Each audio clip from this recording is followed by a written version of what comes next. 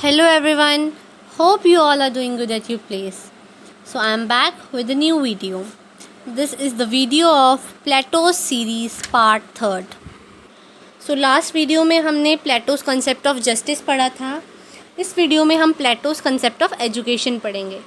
Justice को achieve करने के लिए प्लेटो ने 2 मेथड सजेस्ट किए. एक था हमारा positive and spiritual method of education और सेकंड था हमारा negative and temporal method of education. Negative और टेम्परल मेथड ऑफ एजुकेशन को प्लेटो का कंसेप्ट ऑफ कम्युनिज्म भी कहा जाता है. इन दोनों मेथड से प्लेटो ने ज़्यादा इम्पोर्टेंस पहले वाले मेथड को यानी पॉजिटिव और स्पिरिचुअल मेथड ऑफ एजुकेशन को दी. प्लेटो के एजुकेशन के कंसेप्ट को पढ़ने से पहले हमें ये पता होना चाहिए कि उस टाइम ग्रीस में एजुकेशन सिस्टम जो था वो कैसा था, उसकी क्या कंडीशन थी, क्या स्टेट था उसका. तो उस टाइम जो ग्रीक का एजुकेशन सिस्टम था वो 2 पार्ट्स में डिवाइड था. एक एथेनियन सिस्टम ऑफ एजुकेशन और एक Spartan system of education. 1 by 1 हम इन दोनों सिस्टम को स्टडी करेंगे. एथेंस में जो एजुकेशन का सिस्टम था वो एक प्राइवेट अफेयर था, यानी कि जो पेरेंट्स थे एजुकेशन लेनी है या नहीं लेनी वो पूरा उस चाइल्ड पे या उसके पेरेंट्स पे डिपेंड करता था. बट स्पार्टा में जो एजुकेशन था वो पब्लिक अफेयर था. एजुकेशन की पूरी देखरेख गवर्नमेंट करती थी. और इसमें जो एथेंस में एजुकेशन वॉलंटरी थी, कोई भी ले सकता था, जिसको नहीं लेनी वो नहीं ले. बट स्पार्टा में जो एजुकेशन का कंसेप्ट था वो कंपलसरी था, सबको एजुकेशन लेनी ही लेनी है. एथेंस में जो स्कूल्स थे वहाँ पर सिर्फ लड़के जाते थे पढ़ने के लिए. बट स्पार्टा में एजुकेशन लड़के और लड़कियों दोनों के लिए कंपलसरी थी. एथेंस में जो एक चाइल्ड था वो 6 इयर्स की एज से एजुकेशन लेना स्टार्ट होता था. उसे 6 इयर्स की एज में एडमिशन मिलती थी स्कूल में. बट 7 ईयर की एज स्पार्टा में 7 इयर्स की एज में ही बॉयज़ को मिलिट्री स्कूल में भेज दिया जाता था. एथेंस में गर्ल्स के लिए सिर्फ डोमेस्टिक एजुकेशन थी, उनको सिर्फ घर का काम काज आना चाहिए था, वो ज़रूरी था. बट स्पार्टा में गर्ल्स के लिए भी स्कूल जाना कंपलसरी था. एथेंस में एजुकेशन का मेन उद्देश्य यही था कि स्टूडेंट्स का वो कैरेक्टर बिल्डअप कर सकें. बट स्पार्टा में एजुकेशन इसलिए दी जाती थी ताकि सिटीजन्स के अंदर टेम्पर और करेज की जो भावना है वो इनकलकेट की जा सके, ताकि हर सिटीज़न जो वहाँ का है वो आगे जाके सोल्जर बन सके, अपनी कंट्री को सर्व कर सके. एथेंस में सॉफ्ट म्यूज़िक के ऊपर स्ट्रेस दिया जाता था. बट स्पार्टा में जिम्नास्टिक्स था वहाँ पर. एथेंस में मिलिट्री ट्रेनिंग सिर्फ लड़कों को दी जाती थी, वो भी 18 ईयर्स से 20 ईयर्स की एज के बीच. बट स्पार्टा में दोनों लड़के और लड़कियों को 7 ईयर्स की एज से ही ट्रेनिंग दी जाती थी. एथेंस में स्कूल जाने के बाद, पढ़ाई करने के बाद बच्चे वापस घर आ जाते थे. बट स्पार्टा में ऐसा कुछ नहीं था. वहाँ पर बच्चों के बैरक्स होते थे, लड़कों का अलग और लड़कियों का अलग. उन्हें स्कूलिंग के बाद उन बैरक्स में रहना पड़ता था. एथेंस में रीडिंग, राइटिंग और लिटरेचर को बहुत ज़रूरी माना जाता था as a internal part of curriculum. Curriculum बोलते हैं सिलेबस को, सिलेबस का एक इंटीग्रल पार्ट माना जाता था. बट स्पार्टा में ऐसा नहीं था. स्पार्टा में रीडिंग, राइटिंग और लिटरेचर को नहीं इतनी इम्पोर्टेंस दी जाती थी, बिकॉज वहाँ पर सिर्फ उन्हें सोल्जर सिटीजन्स चाहिए थे. वो स्टूडेंट्स या वो सिटीजन्स जो अपनी कंट्री को एज अ सोल्जर सर्व कर सकें. इन दोनों सिस्टम को एक्सप्लेन करने के बाद अब हमारा आता है प्लेटोस कंसेप्ट ऑफ एजुकेशन, जिसे एजुकेशनल करिकुलम भी कहा जाता है. प्लेटो का जो एजुकेशन का कंसेप्ट है वो 2 स्टेजेस में डिवाइड है. एक तो बेसिक और एलिमेंट्री स्टेज और एक हायर एजुकेशन में. जो बेसिक और एलिमेंट्री एजुकेशन है वो 3 सब स्टेजेस में डिवाइड है और जो हायर एजुकेशन है वो 2 सब स्टेजेस में डिवाइड है. तो सबसे पहले हमारी बेसिक आती है, जो उसका फर्स्ट सब स्टेज.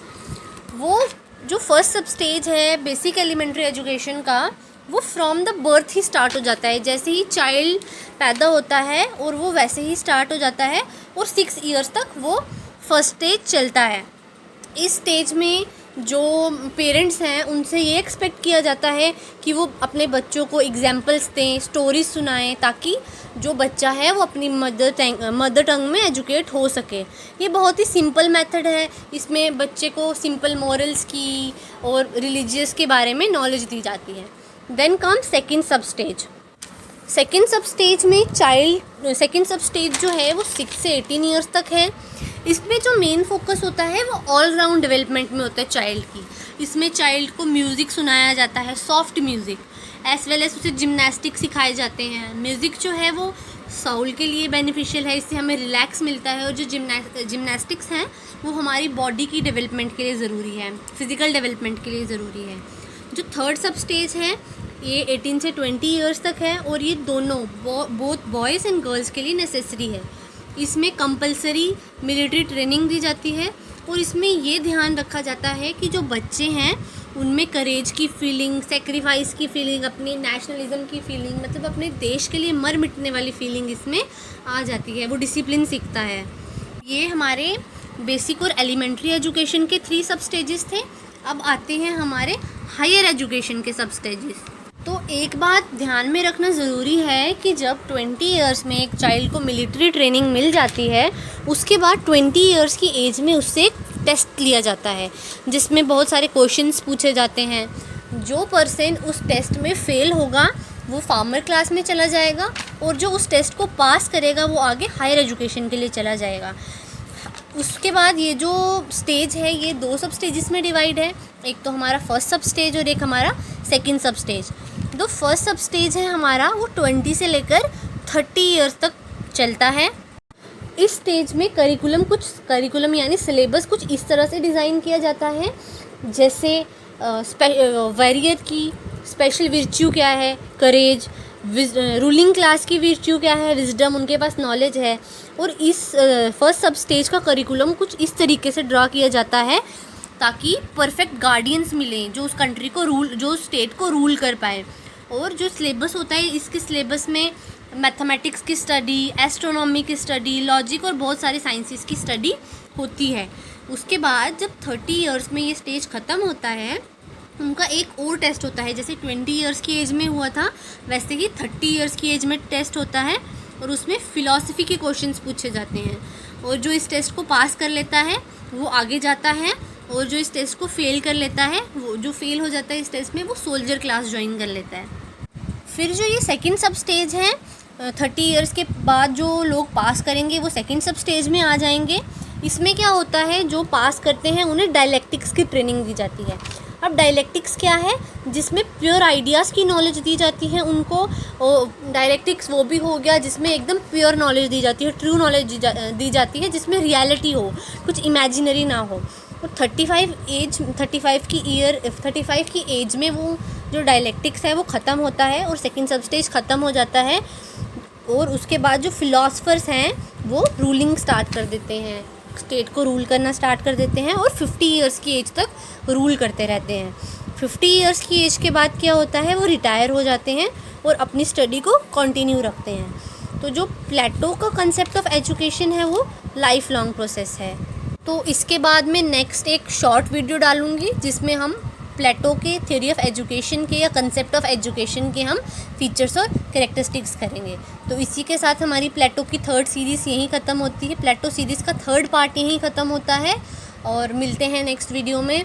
इसी के साथ अगर जिन्होंने चैनल को सब्सक्राइब नहीं किया है वो प्लीज़ सब्सक्राइब करें और अगर ये वीडियो पसंद आई हो तो please like, share and subscribe. Thank you.